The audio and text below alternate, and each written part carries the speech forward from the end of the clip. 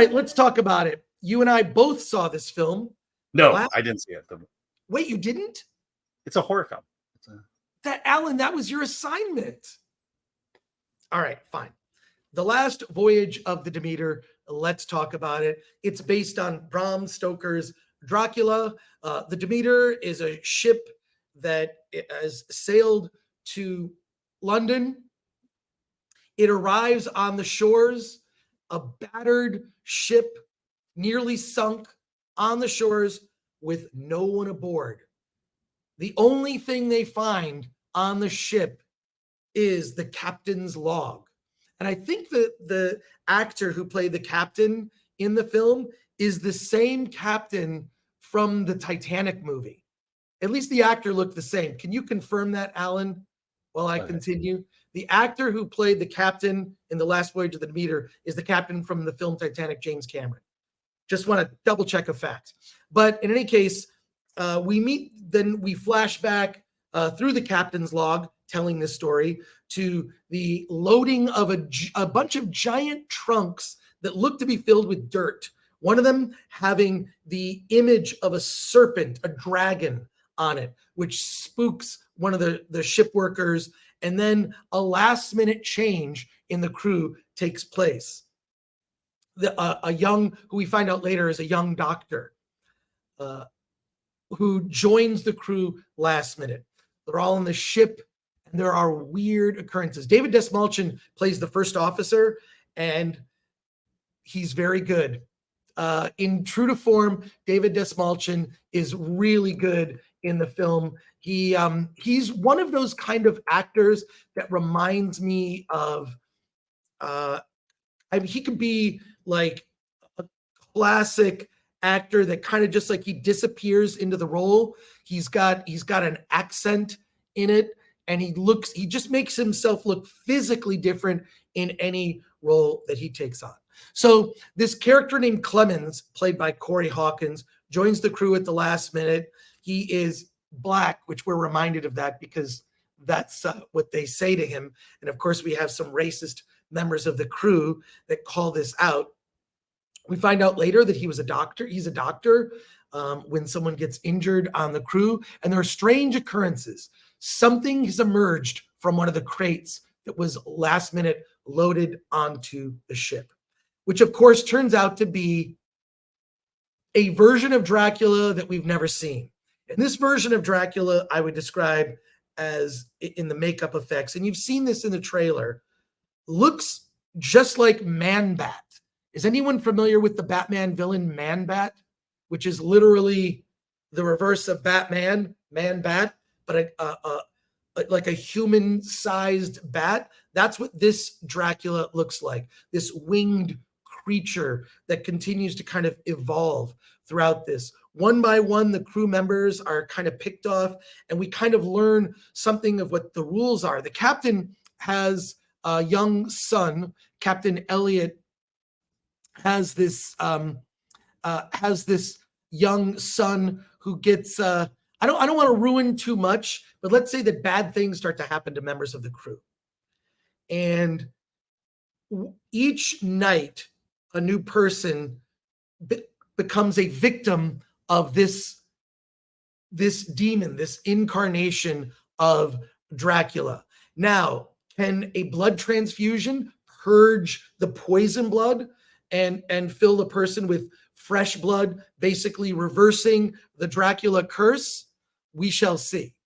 But I found this movie, in terms of its tone, I found the scenes with Dracula were fun and scary, but the overall, it's slow. It's a slow burn.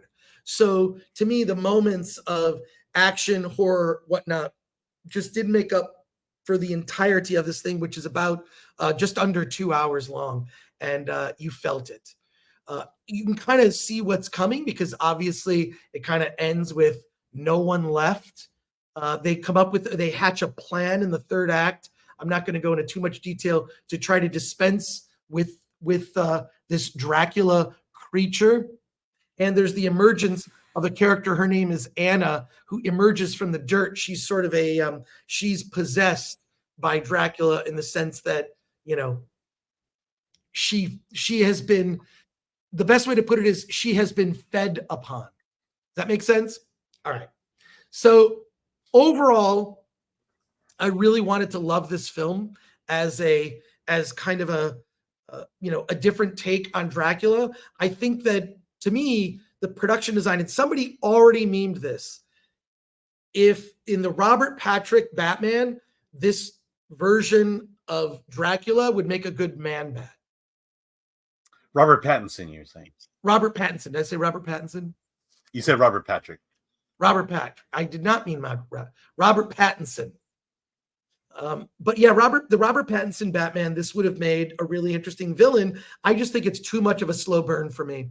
Not enough moments, and there were like cheap jump scares involving animals and whatnot. I really wanted to like this thing, and it also you felt that kind of modernity aspect with the character of Clemens being the Black Doctor, who of course everyone is racist against, and it's like, where have we seen this? Where have we seen this? In every movie like this, and it just felt it felt like forced diversity and not organic. And there's nothing wrong with the actor. The actor who plays the character of Clemens is very good.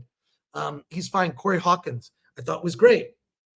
But does this have to be in every movie, right? I feel like the audience is just tired of it. Okay. And maybe honestly, it works when the actor earns the role, as opposed to feels like they're forced into the role. Right.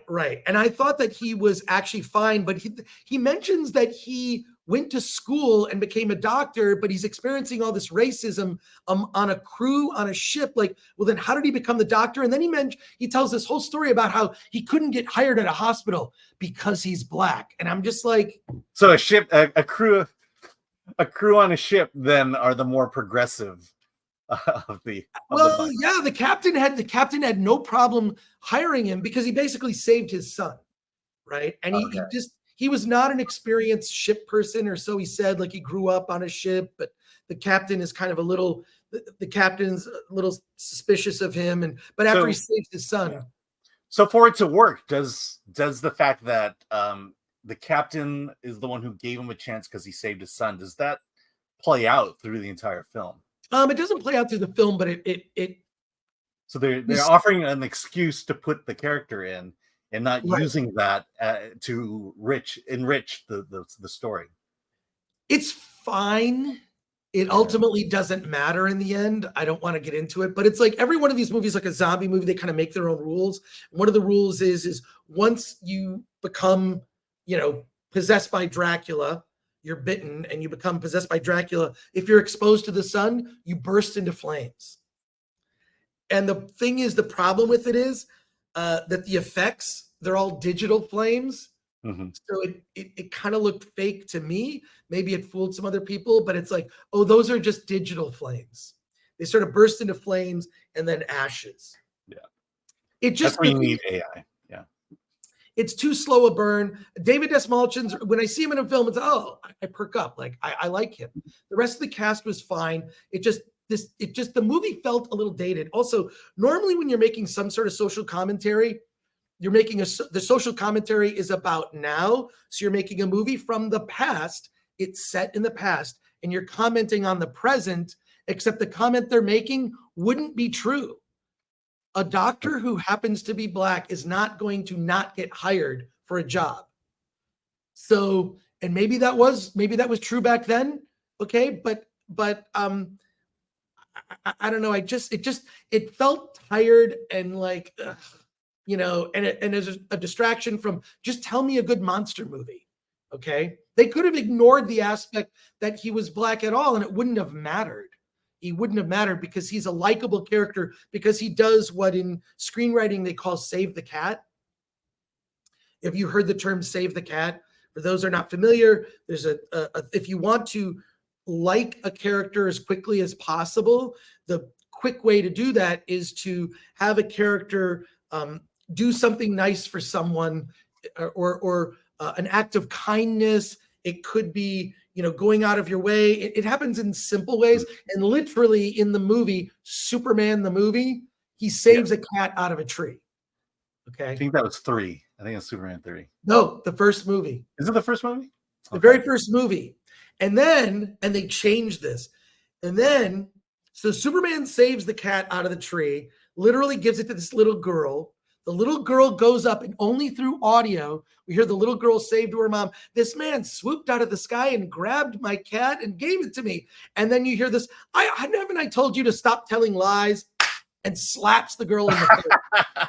You don't remember this? I don't remember that. But then we were doing that a lot. Yeah, haven't I told you to stop telling lies? And slaps his daughter. We were hitting kids in the 70s, so this was in the 70s, I guess. So there you go. It was disciplined. But the save the cat concept. So he saves the captain's son, which endears not just the captain, but the audience to the character of Clemens, which is what they could have done is cut out all the racial commentary alone, because the character, I believe, earned his place in spite of that. It doesn't matter. But the fact that they made it, it's just like, it's cliche. Yeah. It's cliche. Well, something we do in improv is if you drop a piece of information, you've got to use it. I mean, and that one is, this is important. He hired him because he saved his son's life. The captain hired him because he saved his son's life. That is something you drop that is very important, very emotional, and you have to let it play out throughout the story. That enriches that relationship between the captain and the doctor at this point. And if they're just going to drop it, they did it just purely for virtue signaling. Yeah, it just, I wanted to like it because I love horror films. I just felt it, and I do like a kind of a different take on Dracula. So this is Dracula as more of a creature than a human embodiment. Every movie or vampire thing, same thing with zombie, kind of makes up their own rules. True Blood had their different rules about vampires than other vampire things that came before it. Same thing with Twilight. Whatever you think about Twilight rewrote the rules. Vampires don't burst into flames in the sunlight. They sparkle. They sparkle in the sunlight. Yeah. So, by the way, A.D. Ellis, thank you. It was Bernard Hill who was the captain on Titanic. Oh, so I got that wrong.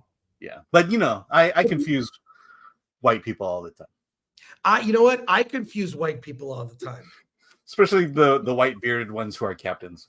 The white bearded captain, but he just seemed like, I'm like, is that the same actor from the Titanic? They look very similar. But thank you for the correction. The chat is always right.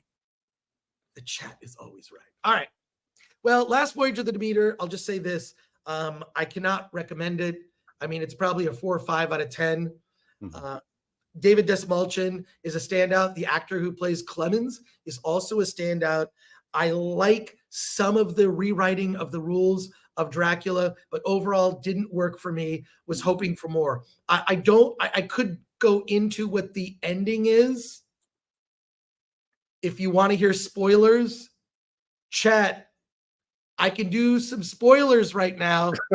If you'd like me to do some spoilers on the end. So how about a fair spoilers? Warning? Go see the movie. 5, 4, 3, 2, 1. It is implied. So the end of the film, if you haven't dipped out, we're doing spoilers right now. The end of the film, the ship makes its way to London.